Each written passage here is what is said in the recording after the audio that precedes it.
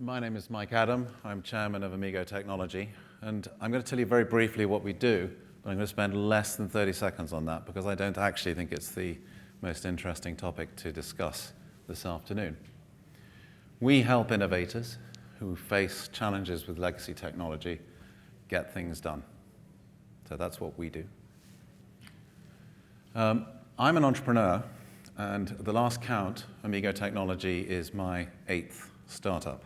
So I'm at least long-standing, possibly just long-surviving in the field. And I've noticed, and I'm not the first person to have noticed, the connection and correlation between trying to innovate in a large enterprise and starting a technology business. And in fact, that came up in the last talk. So that may not be surprising. However, I think I've got a slightly unusual cut on that, and that's really what I'd like to discuss today. But before we do that, I think we need to establish what we mean by innovating and why is it important. If you talk to pretty much any employee at a large enterprise and ask them, well, what problems does the business face? You'll actually get a pretty accurate view from pretty much everybody. And a large proportion of those people will probably have some creative thoughts about how those problems could be addressed. And some of them will have some proposed solutions. I think where transformations sometimes go wrong, which is a question, of course, we should be asking. This is a digital transformation conference, after all. I mean, they are all the rage. Everybody's doing at least one. And they're not just all the rage in that sense. I think there are lots of CFOs and CEOs who are saying, well, where did the money go and what did we get? We have to accept that, therefore, they're hard to do. So when people go straight from a solution to a transformation, I think that that's where the problems most often arise, for two reasons. First of all, the solution simply might not work or may have serious flaws. But the second reason is there's nothing more annoying to the people who work in a large enterprise to be told by someone, however clever, however persuasive, and however much work they've apparently done, that they have the solution to their problem. So the other issue is the cultural problem, the problem of persuading people that they should indeed change the way they work, change the organizational structure, change all of the existing technology, with all of the risk and disruption that's involved. So the missing step is innovating. And actually, I don't really like the word. It's a shame we use it, because what do we mean by innovating? It means taking a solution and saying, no, that's not a solution. It's a hypothesis. And what we need is an experiment. And from that experiment, we need to gather real data. And then we need to repeat until either we've rejected the hypothesis entirely or we've refined it into something that we have real evidence that it works. And the reason that that's important is not just because that's the way human progress actually works, which is the application of the scientific method. It's because in the context of a large enterprise, it gives you the two most valuable things. First of all, it gives you confidence that the solution will work. And secondly, it gives you the evidence to persuade people that they indeed should change what it is that they do, and that it's worth doing, and they then will join you on the journey rather than fighting you. So that's why innovating is so important. If it's important, it's also important to consider who makes a good innovator. He said, looking at a room of innovators. The good news is that if you look up innovator or entrepreneur, you get a lot of opinion, and it's all aligned as to what it is that an innovator should look like. So an archetype, a popular view. So what are the seven habits of an effective innovator and entrepreneur? Well, the first thing to say is they look rather like a superhero. They have, and this is apologies to the last speaker, they have a very strong vision of what it is they're trying to achieve and are very reluctant to be knocked off that track. They're driven, they're very smart, powerful, ambitious, refuse to be constrained. And above all, because that was 6, so the 7th, they think outside the box. So pretty much that is our view culturally of what an innovator should look like, what an entrepreneur should look like. Which is odd, really, because almost everyone I know who's been successful as an entrepreneur doesn't look like this at all.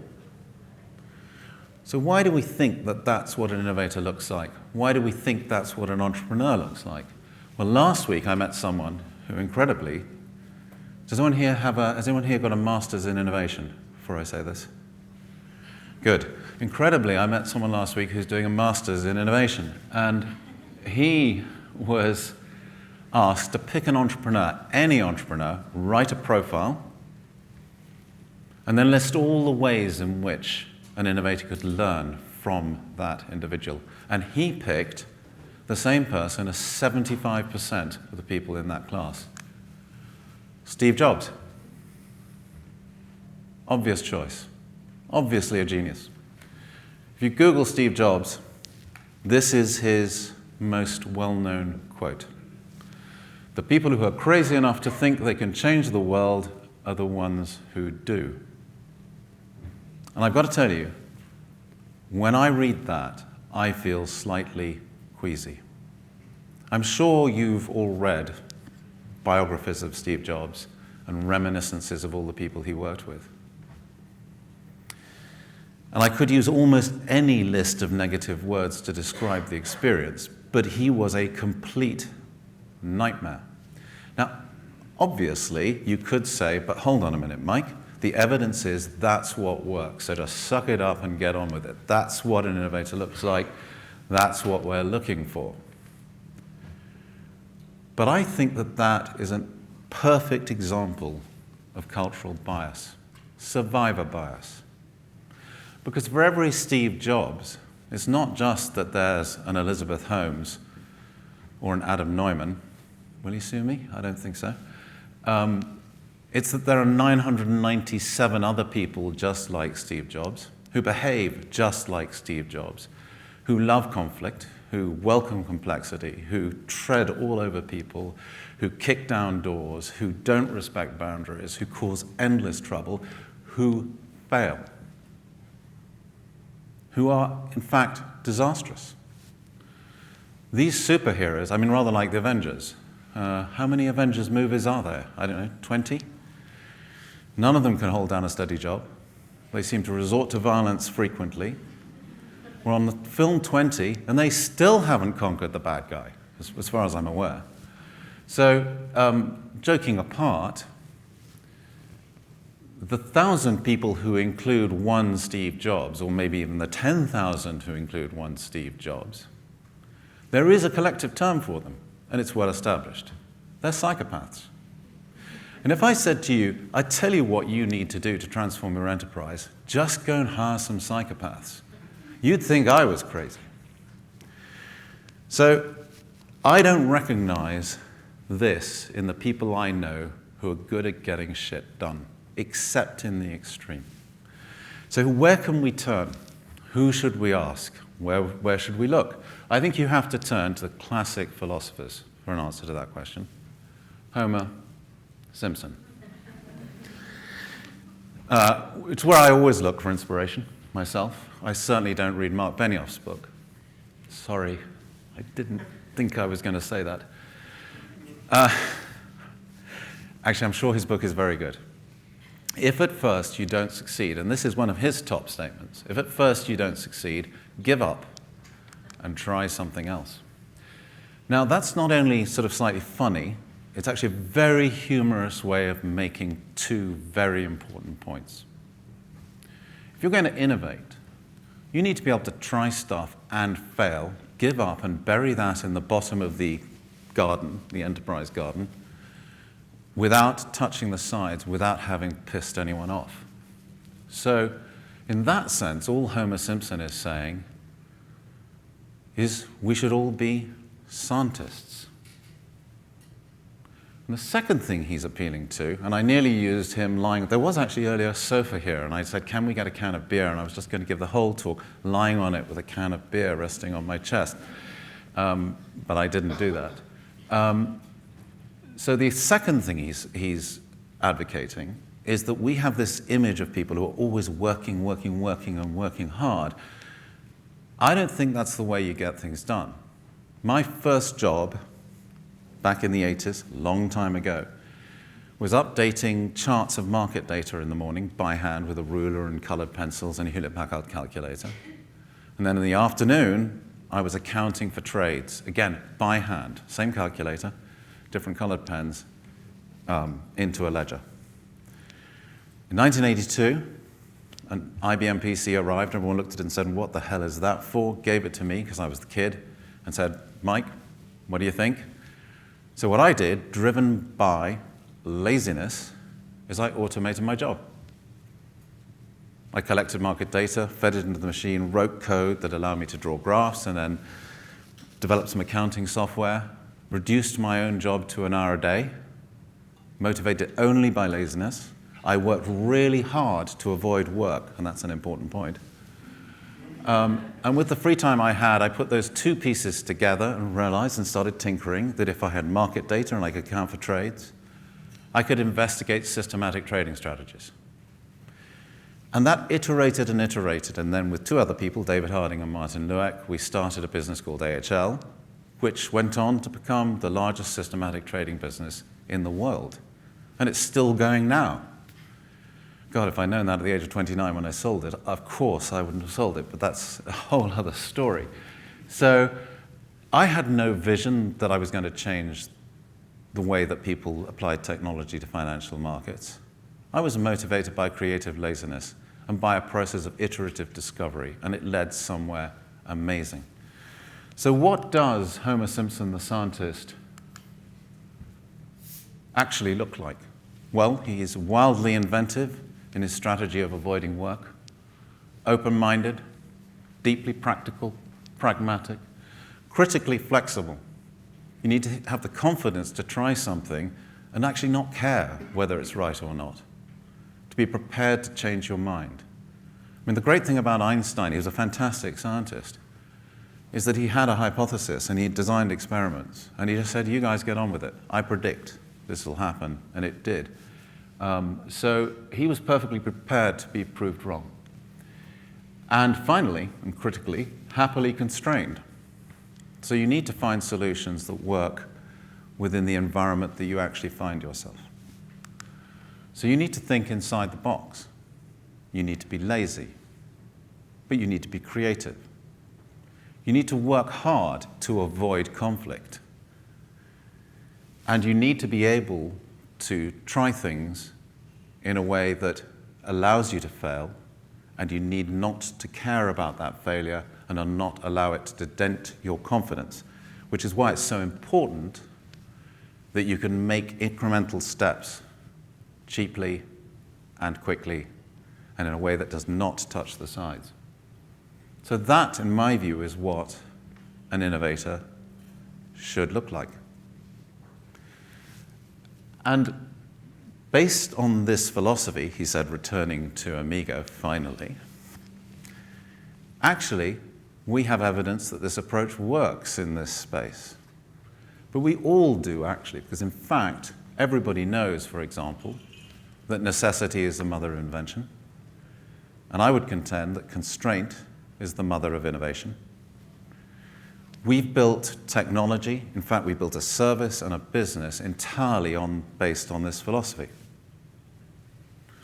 And as a result, we've managed to deliver innovations for our clients that, frankly, in the face of legacy technology, that frankly they considered were undeliverable. And there's nothing magic about that. It's about not being the arsehole Steve Jobs and about simply accepting the world as it actually is and finding a way to be creative within that and thinking inside the box. So I'm hoping that everyone here is genuinely a lazy innovator. I'm hoping that a few of you have issues with legacy technology, and my goodness me, if you don't, I definitely want to talk to you. And that a few of you are struggling with that. And if you are, I would love to talk to you. The team here from Amigo would love to talk to you. We have a little, you can tell it's teal. I can't stand the color, but it's out there. We have a teal stand out there, and we'd love to continue the conversation. So thank you for your time and attention. Apologies to the previous speaker. I'm not actually from Ipswich. Thank you very much. Okay.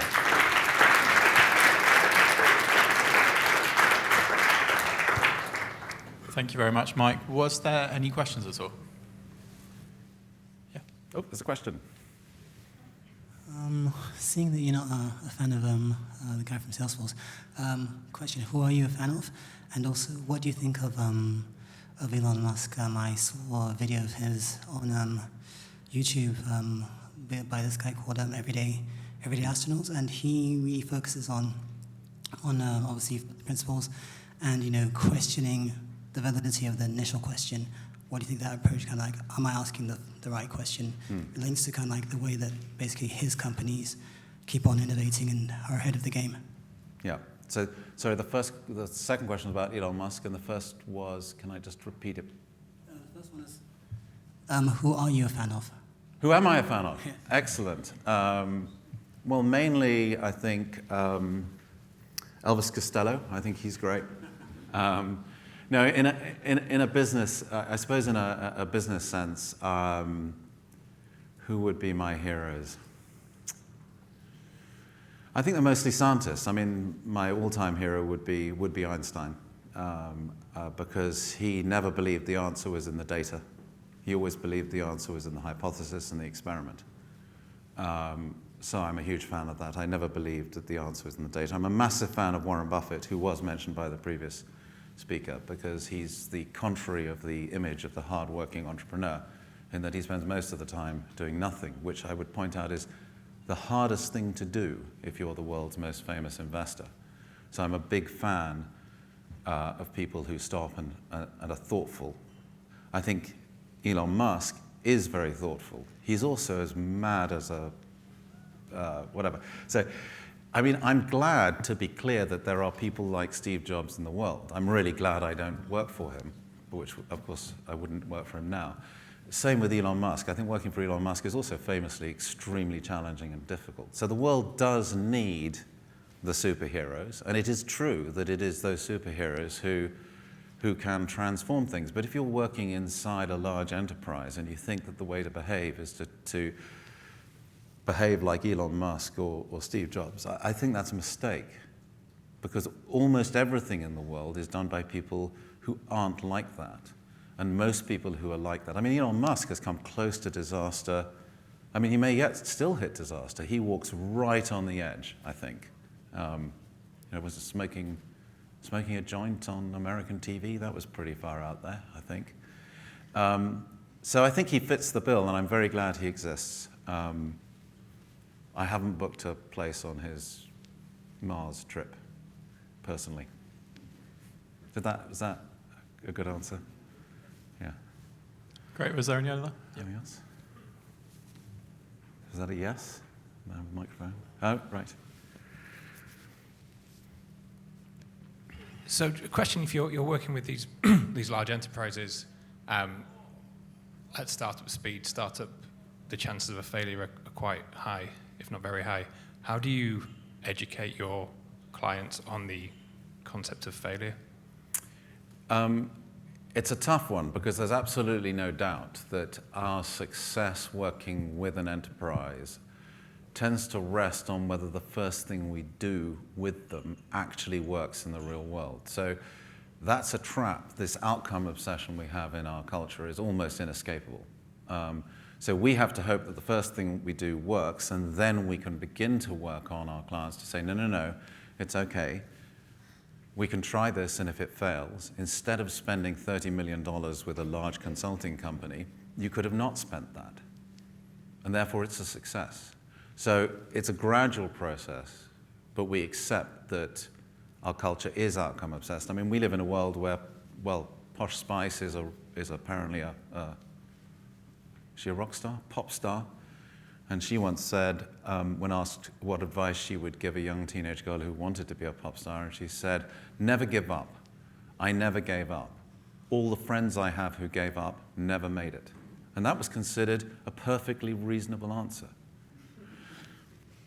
I don't even know where to start in pointing out that it isn't. So, no, it's inescapable. We need to get lucky, as does anyone trying to get anything done in a large enterprise. I mean, I got lucky. I've had 8 startups, but I tell you what, I wouldn't have been able to start 8 companies if by sheer luck the first one I'd created hadn't been successful. Once you do that, everyone thinks you know what you're doing, incredibly. So it's inescapable, and you have to get lucky would be my answer to be successful.